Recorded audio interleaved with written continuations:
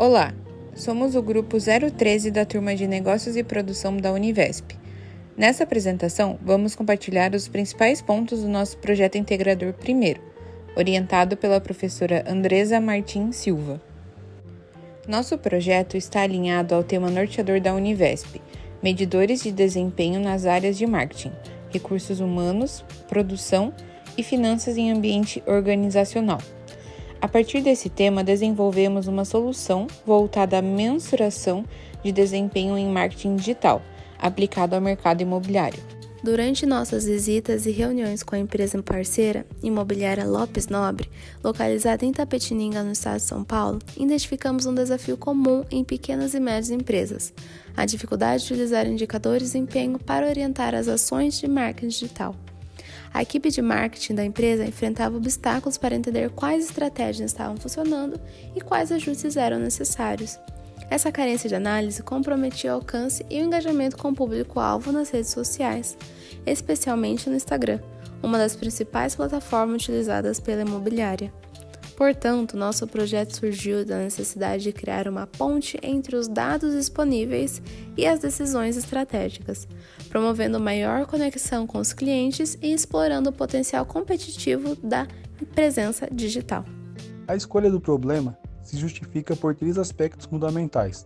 Primeiro, relevância acadêmica e profissional, pois conecta teoria e prática, preparando-nos para atuar em ambientes organizacionais com visão analítica. Segundo, relevância social e econômica, ao contribuir com o crescimento de pequenas empresas em mercados cada vez mais digitais e competitivos. E por fim, o terceiro, a contribuição real para a comunidade envolvida, já que a nossa solução foi aplicada diretamente e gerou valor perceptível para o parceiro. Nossa proposta foi a criação de uma planilha de controle de métricas de marketing digital focada em indicadores simples, mas estratégicos: visualizações, interações, atividade no perfil e engajamento. A construção da planilha foi orientada por duas metodologias distintas: o Design Thinking, que nos permitiu entender profundamente o problema a partir do ponto de vista dos usuários, e o ciclo PDCA, Planejar, Fazer, Verificar e Agir, que serviu tanto para a elaboração como também de guia para o processo de uso da planilha. A planilha foi pensada para ser simples, prática e acessível, atendendo especialmente empresas que não têm equipes especializadas ou softwares robustos para esse tipo de análise. Além disso, ela permite a visualização clara dos dados, facilitando a tomada de decisão da equipe de marketing. Agora a gente vai apresentar a planilha para vocês. Aqui na aba de Comece Aqui, a gente tem uma sugestão de acompanhamento que a gente apresentou para a imobiliária e a gente deixou aqui uma síntese das coisas que foram passadas para eles, para que eles possam consultar sempre que necessário, né? Então, a primeira coisa aqui é em relação ao objetivo principal definido. Então, o objetivo da imobiliária era melhorar a conexão com o público da empresa. E aí as métricas-chave para avaliar isso são as interações e a taxa de engajamento. Então, vai ser feita uma rotina semanal de análise de métricas das postagens do feed do Instagram e dos stories do Instagram. O que vai ser analisado, né? A gente analisa os melhores posts, os elementos de sucesso desses posts que devem ser repetidos nos próximos, por exemplo, um título chamativo, um tema interessante, ou uma arte que teve um efeito ali mais impactante e tal. E os elementos a serem melhorados nos próximos posts. A partir desses insights, vai se aprimorando o conteúdo semana a semana. Nessa rotina mensal é feita uma análise mais rápida, com insights mais simples, e são ajustes mais pontuais em cada conteúdo. As três regras básicas, então, são testar novas ideias, sempre que possível, repetir o que funciona e parar de fazer o que não funciona. Na rotina mensal, são olhadas as métricas mensais e o que é analisado, né? A gente melhorou as métricas? Ah, sim, então beleza, a gente tá no caminho certo. Senão, a gente precisa rever o calendário editorial para ajustar a estratégia utilizada. E as três regras básicas aqui para a rotina mensal é fazer o melhor que a gente pode nas condições que se tem, explorar todos os recursos disponíveis de forma criativa e priorizar o investimento de tempo e dinheiro no que traz mais retorno. É isso. Aí, nessa aba aqui de métricas mensais, tem um resumo das informações mais importantes mês a mês. Aqui a gente coletou junto com a imobiliária os dados referentes a março, que estão completos aqui. Então, a gente tem o número de visualizações, de interações, quantidade de pessoas que começaram a seguir, pessoas que deixaram de seguir, os novos seguidores, e o total de seguidores da página e a taxa de engajamento. A taxa de engajamento ela é calculada por uma fórmula aqui, dividindo o número de interações pelo total de seguidores vezes 100 para dar uma porcentagem. Então, atualmente, a taxa de engajamento desse perfil é de 25%. Ao longo do tempo, então, essa análise pode dizer se essa taxa de engajamento está aumentando, como está sendo a oscilação, se ela está se mantendo, e a mesma coisa para as outras métricas. Aqui na linha 5 de interações e na linha 10 de taxa de engajamento, tem uma configuração aqui de formatação condicional. Então, os números maiores, que tem mais destaque, eles vão ficar sempre num tom de verde mais escuro, e os números menores vão ficar em tons mais claros. Então, assim que as métricas forem coletadas, essa análise visual vai ficar bem clara aqui para poder identificar os melhores resultados. Na aba de calendário editorial, a gente tem aqui uma sugestão de calendário editorial para organizar a produção de conteúdo mensal aqui do perfil. Então, a gente tem organizado por semana 1, 2, 3 de cada mês. Essa aba ela pode ser duplicada depois para ser ajustada para cada mês. Então, a cada mês é só mudar as datas aqui, o dia da semana, né, que começa o mês e tal. E, bom, nessa linha aqui, tipo de conteúdo que aparece em cada semana, tem uma classificação aqui dos tipos de conteúdo que são produzidos pela imobiliária, conforme ali o relatório que eles passaram pra gente. A gente fez uma classificação aqui inicial, para eles poderem ir classificando. Aqui tá um preenchimento aqui de exemplo, tá? Que eles ainda não conseguiram colocar ali todos os conteúdos deles programados pro mês.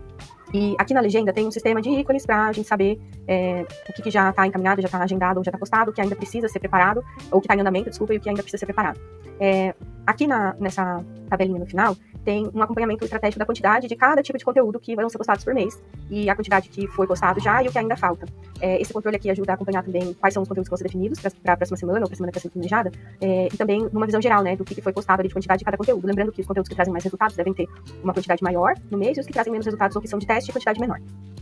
E é isso. No feed do Instagram, aí a gente tem as informações, vou dar um pouco de zoom aqui para ficar melhor para visualizar. Tem as informações de cada conteúdo postado, então o título do conteúdo, a data que foi postado e o horário, o status, né, que pode ser em andamento pendente ou concluído. Aqui a categoria do conteúdo também, dentro daquelas categorias que aparecem no calendário editorial, então que seria o tipo do conteúdo, né, a categoria de conteúdo e tipo de conteúdo então é a mesma coisa. O tipo do post, porque no Instagram é possível publicar imagem estática, carrossel, que são uma coleção de várias imagens, ou um reel, que é um vídeo em formato vertical. E aqui a gente também tem um controle de quantos conteúdos de cada formato, né, foi postado ao longo do mês. Aqui na fonte do conteúdo, no caso de empresas que têm mais de uma fonte de conteúdo, por exemplo, trabalha com um designer que trabalha na empresa e uma agência terceirizada, uma influenciadora, parceira, então aqui dá para colocar as fontes do conteúdo para também ter esse controle, essa visão geral. Aqui é o link do post para ele ser consultado no Instagram, e aqui são as métricas. Aqui também foi utilizada a formatação condicional em interações e atividade no perfil, né? As interações é uma soma de todas as interações possíveis de cada post, né? Que pode ser uma curtida, um compartilhamento, salvamento, e aí aqui estão os dados, e aqui, ó, teve um post que se destacou. Se a gente diminuir um pouco o zoom, a gente consegue ver aqui que no geral é um post que se destacou, e aí dá para fazer análise, que post é esse, qual é a categoria desse conteúdo, qual é o tipo e tal, e olhar esse conteúdo no Instagram para ver como é que é, e tirar os insights aí para o desenvolvimento dos próximos conteúdos. Da mesma forma, os conteúdos que tiveram menor resultado, por exemplo, esse daqui teve 2 interações e não teve nenhuma atividade no perfil. Embora ele tenha tido um número de visualizações maior que outros, por exemplo, né, ele pode ser visto com uma certa atenção, né? O que aconteceu que não funcionou bem esse conteúdo, né? E, enfim, a partir daí, da análise, né, de melhoria contínua e aprimorando esses conteúdos. E a mesma coisa nos stories. Tem a data, o horário da postagem, as mesmas configurações aqui e as mesmas métricas que o Facebook, que o Instagram apresenta.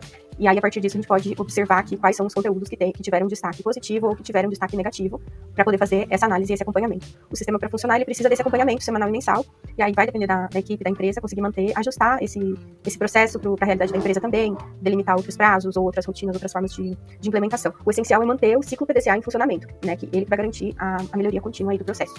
Após o desenvolvimento da ferramenta, implementamos a solução diretamente na imobiliária Lopes Nobre.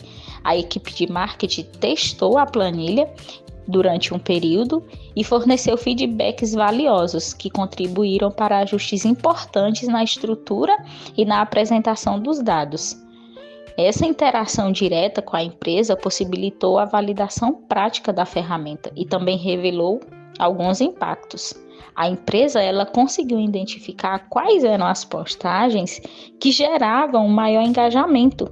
Puderam compreender melhor quais eram as ações que realmente se conectavam com o público-alvo. E a partir dessas informações conseguiram traçar estratégias mais assertivas, com o potencial de atrair novos clientes e também de fortalecer mais ainda a marca no ambiente digital. Nosso projeto mostrou que ferramentas simples podem gerar grandes transformações quando bem aplicadas. A mensuração de desempenho no marketing digital deixou de ser um desafio abstrato para se tornar uma prática cotidiana e estratégica dentro de uma empresa parceira. Agradecemos à Univesp pela oportunidade de realizar esse trabalho, a nossa orientadora e a Imobiliária Lopes Nobre pela parceria e confiança.